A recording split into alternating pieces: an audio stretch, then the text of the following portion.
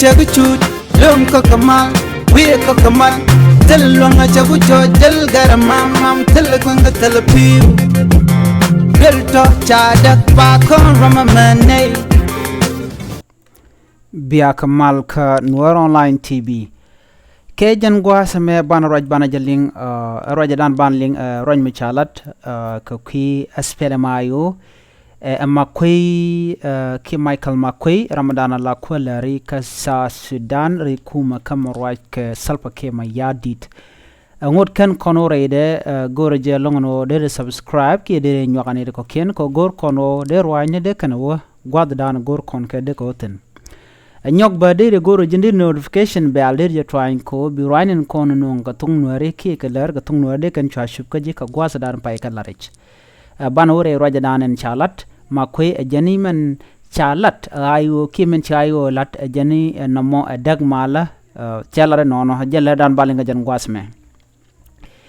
Shalad Michael Makwe Ramala Minister of Information ki kwara la lere la dre kuma ka re wishka South Sudan men right ke salpa kir ma yadit en go NSPLM IO SPLM IO SPLM IO men shikana lat ko shika jin redula ko lokano rep ke yo ke kudangwan wi ka kurka chela do look animal makwelu de jena spell mayo look animal ngum look animal Michael ko shiken yurun kono de rep na ala yuti ko kurungwan wi ko kurkatin de rep na chet kala de kontre wi ko South Sudan lat kuma de ni shumene ne di ala ko ken lat ko kuma jani ki kuma South Sudan chaga de rep ayo e ba karep namo kalma kwe shala do look spelling ayo ko de maldere to wano ki mala shala de jalalet no macha jalat shala do shiayo kudang wan look nokano de Europe ka kurbakel wi ko kurbakel wi kurka jene dana shala do de worlet duno shaje look jikume keniten kontin la jingone tin kon tin te pen salva ke ma yadit kashi spelling ayo shala do shine gor kan yo baga yigrep ka kudang bakel wi ko kurka mlono kan la dial de karep ko kurbakel e kum salva kere jani gor nu kudang wan karodien wi kurka anamo duo mi gor kenu baguji kan dier kare kan tare sa Sudano kwala jongne asfele mayo mlokano dong de kan kudang wan nogoni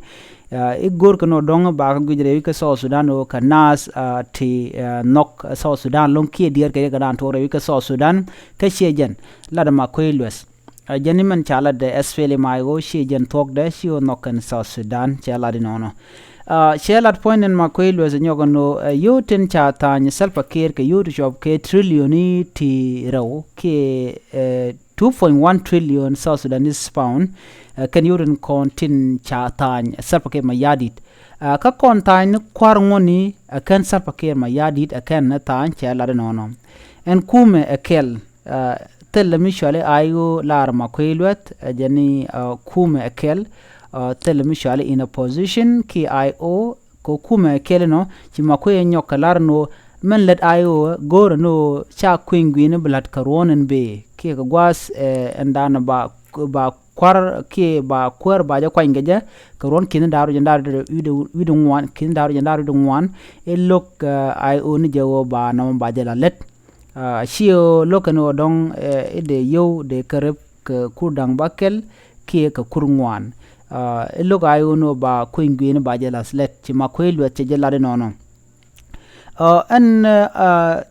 kwingwin ba lat karon kinda yandar ngwana tame ken kwa dufka la do ke jen gwasme rajame kan kume ayo ki ne de kon lat ko ngot kayo ken karwach tel mi ken na lat men shala da makwelu zaname eno ka gwede ka je jen ayo daga na mal ka ayo gui kene jeno de mal der to wano de na de ka dier ke ne to content rewi ka South Sudan cheklat ko de ka yo de ka jig de yo ken de kare mishi wakane den condition tin chi cherken lat pingwa da na chaje las ka media de re jego ne to wan ga ken ke kuma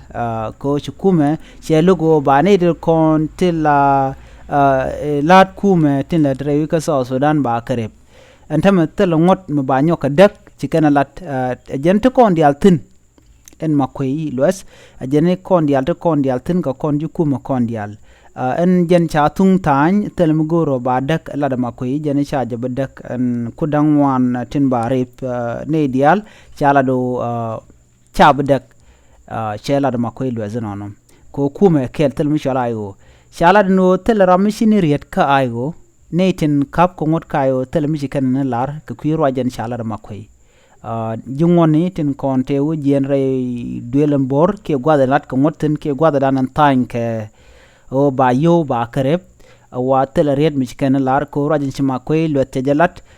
chala do ci chuangane ko ken konten ci comment ke den kon isher ken kan ya pin ko ngai ke je to no men gur ka gwasame o de ne dial de ke yo de ken je te mi chala do ken dial let ke NGO te ke yo to wan ke organization ngum de ne de kon til la civil servant ken de kon let ko kuma til la ji South Sudan ngum de ken ke cha karep na mo jen ko ran to ko shima ko jen na me spele mayo gor kana duom ba ka no ko je re wi ka South Sudan na mo jen shi tok men let ai o gor kana duop ba ka no ko je shi o dong gor kana de yo de karep ko kudang bakel ka ngoda ba cha tung tan cha je bedak ma ko la nono chara do ko bi malben ba gor ngot e cha yat pin ne ka je ron kin dara wi de wal badak edan kan ngoda to chala do cha ga bedak ba yiglas ne kalet en me mo kwala do de budget ke yurun kon gor ke de laslet ko de mal de je kula la da gwa ki do danan ba kuin ba lat ke je karon kin daro wi ndar de ngwan ajen kwati dial kwala la den gwaz men tam ko bi dial bu go goya ko gwaz danan cha kuin gwen cha jalat ba ko ran cha kwan jaram dana bitu ko am ke jaram dana bilet en me mi chalar ma ko lo zeno an kuma io men jen kan kaja ray duelen bor ken gor kano ba kume South Sudan ba di gujala mi je ko chikan dier ke kane de kontre wi ka South Sudan ka chejan na ma chelat men chalar ke jok media nana sinemalat chala do kan asfele mayo tel mi chikan lar ken tel mi chikan lat ka kwiri de namo jen gwal dan de yen na me la rame jen la dan de yen jen gwas me mi jiram jidit ke jen channel me gore jin bi subscribe ke gore jin bi nyane ko ken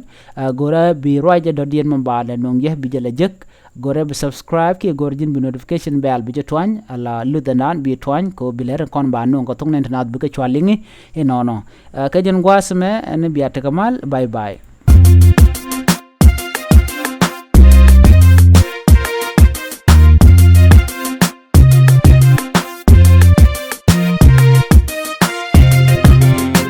Chagu chut lom ko kamal we ko kamal tel longa chagu cho jel garamam mam tel kwanga tel piu bel to cha dak pa kon rama mane